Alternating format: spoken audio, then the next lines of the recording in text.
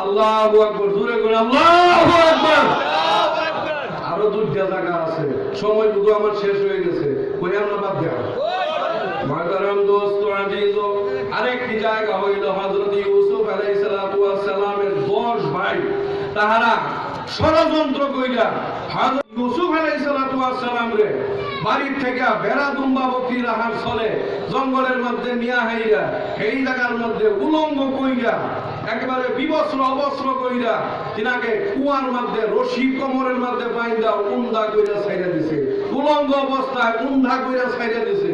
মাতারাম দোস্ত আজিজ, উন্দা কইরা যদি কোন কলে মানুষ ছাড়া হয় কুয়ার মধ্যে, পানি নাই শুধু পাথর, নবী হোক ওলি হোক গাউস কুতুব পীর পয়গম্বর যেই হোক, মাথা ভাঙবো না বাঁধতো না, ভাঙবো না নাই। মাতারাম দোস্ত আজিজ, যখন নিক্ষেপ করিয়া দিছে কুয়ার মধ্যে উন্দা করিয়া নিক্ষেপ করিয়া দেওয়ার সঙ্গে সঙ্গে আল্লাহ হুকুম জারি করিয়া দিয়েছেন, হে জিবরাইল, ইউসুফ আলাইহিস সালামকে তিনার ভাইয়েরা কুয়ার মধ্যে ফলাইয়া দিছে, যাও তাকে গিয়ে তুমি ধারণ করো, তিনাকে হেফাজত করো। আল্লাহ রে কই, আল্লাহ আমি কই আর কুয়া কই, বাড়ির কাছে কি? আল্লাহর হুকুম ভালো লাগতে দ্বিতীয়বারের জন্য বলে, ইয়া রাসূলুল্লাহ, এমন সজোরে 600 নূরের পাখা আমি টান দিলাম, এক টানে আমি আসিয়া হযরত ইউসুফ আলাইহিস সালাতু ওয়াস সালামকে যেই কুয়ার মধ্যে নিক্ষেপ করিয়া দিছে সেই কুয়ার তলির মধ্যে আসিয়া বসিয়া আমার পাখা এইভাবে বিছাইয়া দিয়ে উপর দিকে চাইয়া দেখি, তাকাইয়া দেখি এই মাত্র হযরত ইউসুফ আমার জায়গায় আসতেছে। কিরম স্পিড ধারণ করলেন। ধারণ করার পর জিজ্ঞাসা করতেছেন জিবরাইল আলাইহিস সালাম, হে ইউসুফ, আপনাকে কেন এইভাবে ফেলাইলো? আমার ভাইয়েরা ফেলাই দিছে। তো কেন ফেলাইলো? আমার আব্বা আমার সবের থেকে বেশি মুহাব্বত করে, আর বেশি মুহাব্বত করাটাই এই মুহাব্বতের ষড়যন্ত্র বলি আমি হইছি। আচ্ছা, এইভাবে যে ফেলাইছে আমাদের উলঙ্গ করলো, কারণ কি ওইটা জানি না। তো কাপড় চোপড় কই, তো ভাইয়েরা লয়ে গেছে। মাতারাম দোস্ত আজিজ, হযরত ইউসুফ আলাইহিস সালাতু ওয়াস সালাম তিনার 10 ভাই এইরকম চালাক আছেন, এইরকম বুদ্ধিমান আছেন, এইরকম জ্ঞানী আছেন। রাস্তা দিয়ে আইটা যায়, রাস্তা দিয়ে আইটা যাইতেছে, একটায় আরেকটারে কো, ভাই মনে হইতেছে এই জায়গাতে একটা গাই গরু গেছে, একটা গাই গরু গেছে। আরেকটাই কইতেছে, কহ গাই গরু তো গেছে, এইটা গাবিন গরু গেছে। আরেকটাই কইতেছে, ও গাবিন তো গেছে, গাই গরু গেছে, গরুটা কিন্তু এক চোখা না। আলাপ কইরে কইরে যখন যায়, লগেরই এক বাড়ির বেড়ার গরু আগের রাত আড়ানি গেছে, চুরি হয়েছে। তো বেড়া দৌড় ভাই বাইরে বাইরে এনে ডাক দিছে, এ মাইনুল, এ টাইনুল, লতিফ কই আছো? এই যে গরু চুর লাইতেছে, আমার গরু চুর। বেহে গেরা ওদের ধরছে, দইরা হাইরা কইতেছে, তোমরা গরু চুরি হচ্ছ? না, আল্লাহর কসম আমরা গরু চুরি হচ্ছি না, আমরা হইলাম আওলাদে নবী, আমরা নবীর আওলাদ, গরু চুরি করি নাই। আমার গরুটাতে হুবহু এইভাবে গেছে, গরুটার গাই আবারই গাবিন, 7-8 মাসের গাবিন, আবারই কানা, হুবহু কিবা কইলা? দিমাগ লাগায় কইছি, তো দিমাগ লাগায় কইলে হুবহু হইয়া যায়। দইরা পাইন্দা বাদশার দরবার নিছে। বাদশার দরবার নেওয়ার লগে লগে বাদশাহ জিজ্ঞাসা, তুমি চুরি করছো? তোমরা? না, আমরা আওলাদে রাসূল, আমরা নবীর আওলাদ, আমরা চুরি করি নাই। কইতাছে একটু মেহমান যখন, নারে তাকবীর, নারে তাকবীর। হযরত মাওলানা শেখ নেকবর আলী সাহেব, হযরত শেখ মাওলানা নেকবর আলী সাহেব, নারে তাকবীর, নারে তাকবীর। হযরত শেখ নেকবর আলী সাহেব, হযরত শেখ মাওলানা নেকবর আলী সাহেব। মাতারাম দোস্ত আজিজ, মুখ্য অতিথি আয় বসে এটারে বয়া রেখে আমি কথা কওয়াটা যুক্তিসঙ্গত হয় না, ছাইড়া দিতাম। ঘটনাটা শেষ করে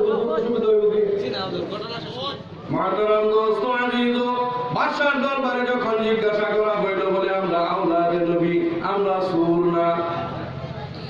মেহমান যখন নবীর বংশ মানুষ, নবীর আওলাদ, এর আগে খাওন দেও। রুটি বানাইছে, এই জমানার কথা হইল রুটি খাওয়া। রুটি আইনা দিছে, ব্যক্তি রুটি খায়, একটাই রুটি খায় আর আতায় আতায় আতায় ওই রুটিটা যে বেটি বানাইয়া দিছে, আমার মনে হইতেছে এই বেটিটার মাসিক বেমার আছে। বাসায় তলে তলে খবর লইছে, রামধনির খবর লইছে, লয়ে দে ঠিকই এমসি হইছে। কতন করে রুটি খায় আর কইতেছে তো ভাই এই বাসার কিছু জন্মর মধ্যে কিছু দোষ আছে, বাসা ওগুলো খারাপ, বিপদ বাড়তাছে না কমতাছে। রুটি খাওয়া শেষ, বাসায় প্রথম জিগাইতেছে গরু চুরের বিচার পরে আগে আমারটা। কই বেটি যে রুটি বানাইতেছে, বেটা বেটির যে এমসি হইছে, মাসিক যেটা ঋতু ইয়া হয়, এটা হইছে, এটা কি ভাই জানলা? ও দিমাগ লাগাই কইছে। তো কি ভাই দিমাগ লাগাই না? তো প্রত্যেকটা রুটির উল্টায় পাল্টায় দেখছি সাইরো কানি দেয়া হইয়া বালা, কিন্তু মা দেশ কিছু জায়গা কাঁচা হয়ে গেছে। তাতে আমরা একটা ধারণা হয়েছে আমার যে বেটি বানাই দিছে এই বেটি শারীরিক কিবা একটা অসুবিধা আছে, আর বেটাইনের শারীরিক একটা অসুবিধা মাসে মাসে হয়, এটা মাসিক কইটা আকল লাগাই কইছে। জন্মর মধ্যে দোষ কিবা হেটা কবা আমারটা লইয়া কো কথা। হ্যাঁ, যখন মেহমান আই, মেজবানের বাড়ি মেহমান যায়, তখন মেহমানের লগে বইয়া মেজবানের খাওয়াটা এটা নবীদের একটা সুন্নত। যে সুন্নতের অস্বীকারী হ্যাঁ, জন্মের মধ্যে কিছু কথাবার্তা না থাকলে হে এইরকম আচরণ এইভাবে মেহমানের সহিত করতো না। বাসায় গো কাছে থক আমারটা তো বেজাল আছে গরু চুরের ডাল লাগো কি ভাই কইলে এটা গাই গরু গেছে, গাই গরু গেছে, তাও 7-8 মাসের গাভীন কি ভাই কইলা।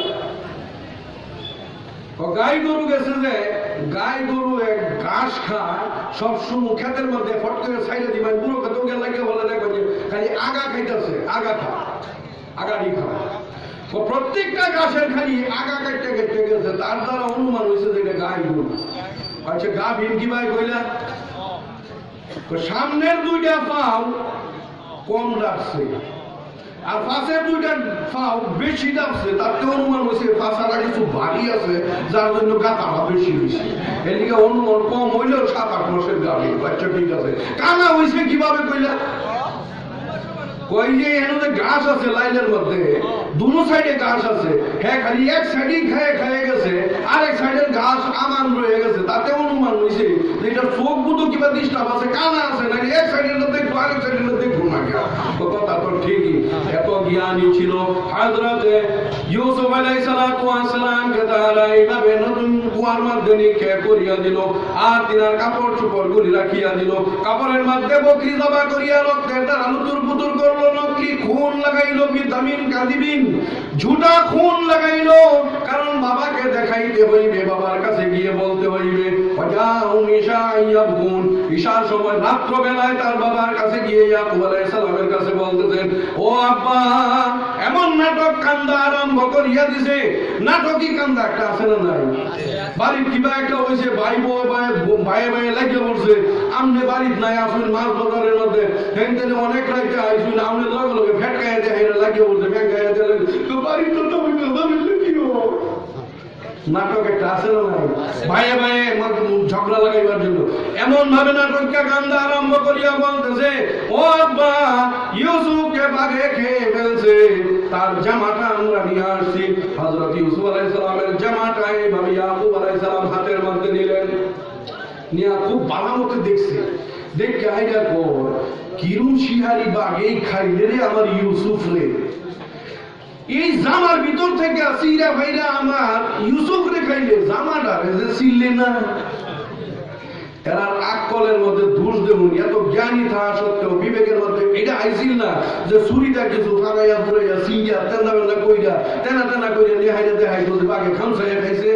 এটা আল্লাহ তাআলা ভুলাইয়া দিয়েছে। মাতরাম দোস্ত আজিজ, এটা আনে বলা কিয়ামত পর্যন্তর জন্য একটা উদাহরণ যে যত রঙের পাপ করুন, যত খুনি করুন, যে জায়গাতে আপনি এটাকে ঠেমাইয়া রাখেন, কোন না কোন সুরঙ্গে এটা বাহির হইয়াই যাইবে। এটা আল্লাহর পক্ষ থেকে ফয়সালা হয়ে আছে। মাতরাম দোস্ত আজিজ, এইবার কুয়ার মধ্যে জিবরাইল আলাইহিস সালাম জিজ্ঞাসা করেন, হে ইউসুফ, আপনাকে কেন কুয়ার মধ্যে উলঙ্গ করিয়া ফেলে মারিয়া দিল? বুঝলাম না। আল্লাহ তাআলা বলতেছেন, এত কথা বলিও না। হযরত ইউসুফ আলাইহিস সালাতু ওয়াস সালামকে একটা জামা পরিধান করাইয়া দাও, একটা জুব্বা পরিধান করাইয়া দাও। জিবরাইল বলে, আল্লাহ গো, এই কুয়ার ভিতরে আমি জুব্বা কোথায় পাইবো? দেখছ না হযরত ইউসুফ আলাইহিস সালামের গলার মধ্যে দেখ ধ্যান দুইরা একটা তাবিজ আছে, এই তাবিজের মুখটা খুললা টান দে, ভিতর থেকে পাঞ্জাবি বাইরিব, একটা জুব্বা বাইরিব। কথা মতোই হযরত জিবরাইল আলাইহিস সালাতু ওয়াস সালাম তাবিজের মুখ খুললা টান দিছে, টান দিয়ে কাপড় লম্বা হইতেছে, লম্বা হইতেছে, লম্বা হইতেছে, লম্বা হইতেছে, লম্বা হইতেছে। জান্নাতি কাপড় তো খালি লম্বা হইতেছে, লম্বা হইতেছে। মুহতারাম দোস্ত আজিজ, এই জান্নাতি লিবাস কোথা থেকে আসলো? হযরত ইব্রাহিম আলাইহিস সালাতু ওয়াস সালামকে যখন নমরুদ আগুনের মধ্যে নিক্ষেপ করলো, শয়তানের এসে মানব রূপ ধারণ করিয়া বলতেছে, হযরত ইব্রাহিমকে যদি আগুনের মধ্যে লেবাস নিক্ষেপ করিয়া দেন, সে জ্বলবে না।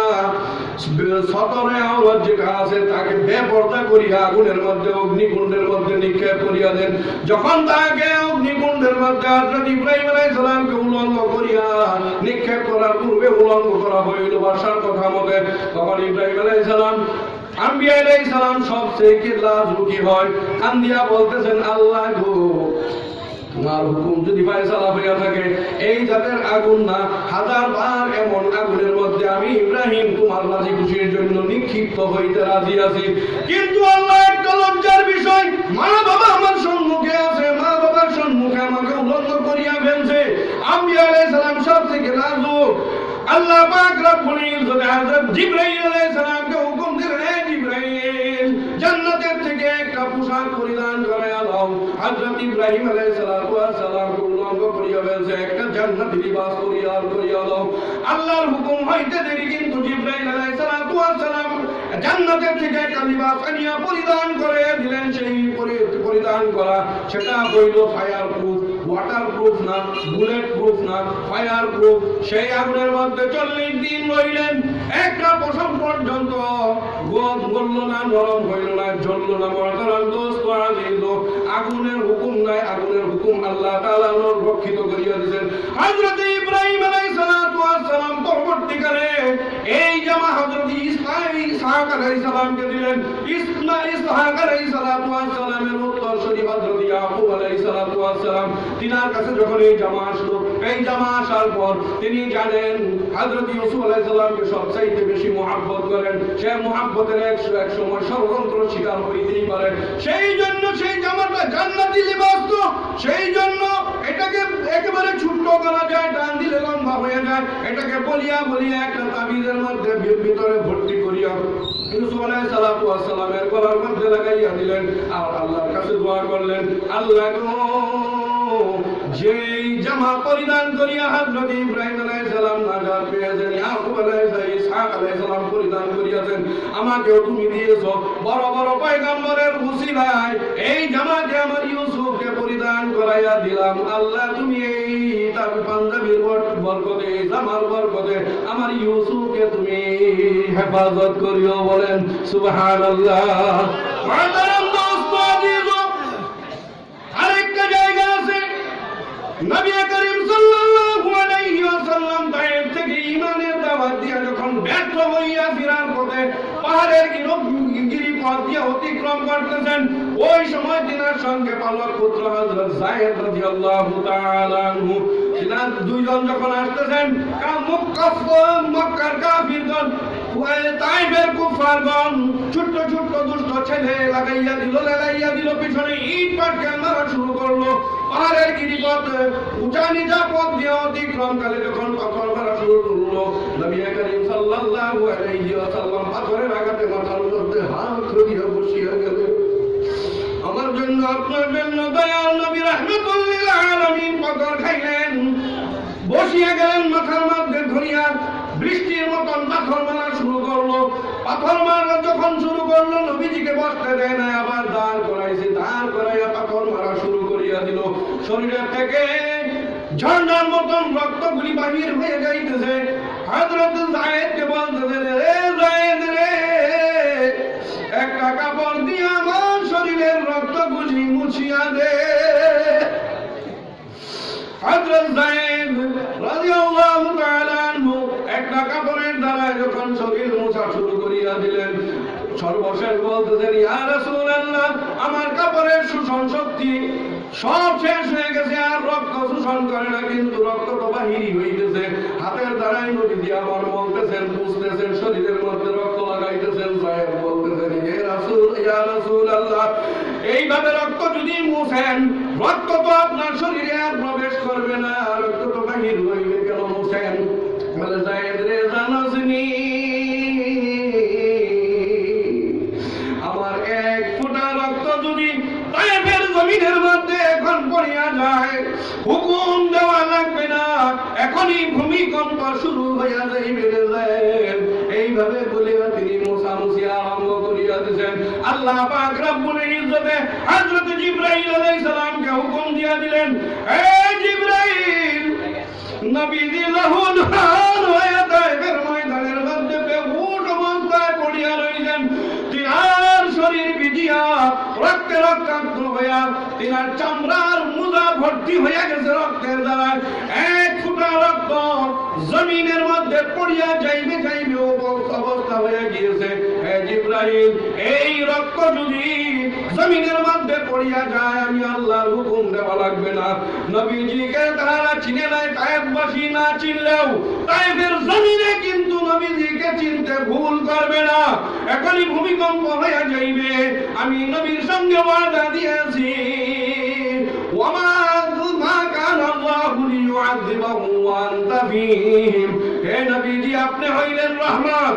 আল্লাহ পাক রব্বুল ইজ্জতে রাহমাতুল লিল আলামিন হিসাবে আপনাকে বানাইয়াছেন। আপনি যেই জায়গার মধ্যে আছেন তায়েফের মধ্যে, সেটা হইল রহমত। আর আমার আল্লাহর গজব আপনাকে অত্যাচার করলো, আমার সহ্য হইতেছে না। যদি আমি হুকুম দিয়া দিই, গজব আসিয়া যাইবে। আমি ওয়াদা দিয়েছি, আপনি যেইখানে থাকবেন সেইখানে আমার গজব যাইবে না। হে জিবরাইল, যাও তাড়াতাড়ি নবীজির রক্তকে গিয়ে ধারণ করো। হযরত জিবরাইল আলাইহিস সালাতু ওয়াস সালাম সিদরাতুল মুনতাহা থেকে সজোরে 600 নূরের পাখা এইভাবে ছাড়িয়া দিয়া সজোরে টান দিলেন। টান দিয়ে তায়েফের ময়দানের মধ্যে গিয়ে নবীজির কদম মুবারকের নিচে নিজের পাখা এইভাবে বিছাইয়া দিয়া দেখেন, এই মাত্র রক্তের ফোঁটা আসতেছে। মাহতারাম দোস্ত আজিজ, সেই নবী করিম সাল্লাল্লাহু আলাইহি ওয়াসাল্লাম, সাহাবা রাদিয়াল্লাহু তাআলা আনহুম আজমাইন আমাদের জন্য, আপনাদের জন্য ঈমানি মেহনত করিয়া ঘর বাড়ি, বিবি বাচ্চা, সন্তান সম্পত্তি সব ত্যাগ করতেন, কুরবান হইতেন একমাত্র দ্বীনের খাতিরে, একমাত্র নিজের ঈমানকে বাঁচাইবার জন্য। সেই ঈমানি মেহনত যদি আমরা করি, কাল কিয়ামতের ময়দানে আপনাকে আমাকেও এমনই জান্নাতুল ফিরদাউস আমাদের জন্য তৈরি করিয়া রাখছে। সর্বশেষ হযরত জিবরাইল আলাইহিস সালাম বলতেছেন, ইয়া রাসূলুল্লাহ, যখন আমি জান্নাতুল ফিরদাউসের মধ্যে গেলাম, গিয়ে একটি ময়দান পাইলাম, ময়দানে মজি।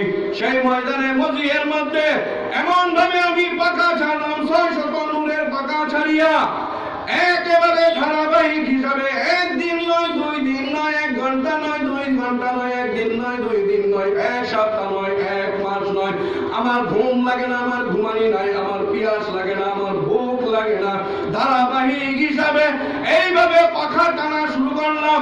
একবার পাখা উঠাই আর নামাই, 1000 বছরের রাস্তা যায়, 70,000 বছর পর্যন্ত, 70 বছর পর্যন্ত আমি একাধারে পাখা মারলাম।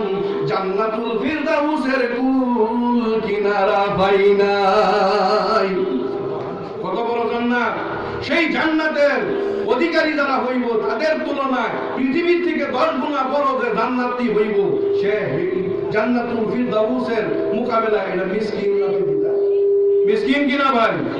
প্রত্যেকের কাছে আমার অনুরোধ, যাতে আমরা দুনিয়া হায়াতে থাকা অবস্থা অবস্থায় ঈমান ও আমানকে হেফাজত করিয়া আল্লাহওয়ালা হইয়া দুনিয়া থেকে মসজিদওয়ালা জিন্দেগি অতিবাহিত করিয়া ঈমানটার সংরক্ষণ করিয়া যাতে আল্লাহর দরবারে গিয়ে উপস্থিত হইতে পারি। আল্লাহ তাআলা আমাদের সবাইকে আমার কোয়া থেকে বেশি বেশি আমলের তৌফিক দান করুন, বলেন আমিন। ওয়া আখিরু দাওয়ানা আলহামদুলিল্লাহি রাব্বিল আলামিন। আসসালামু আলাইকুম।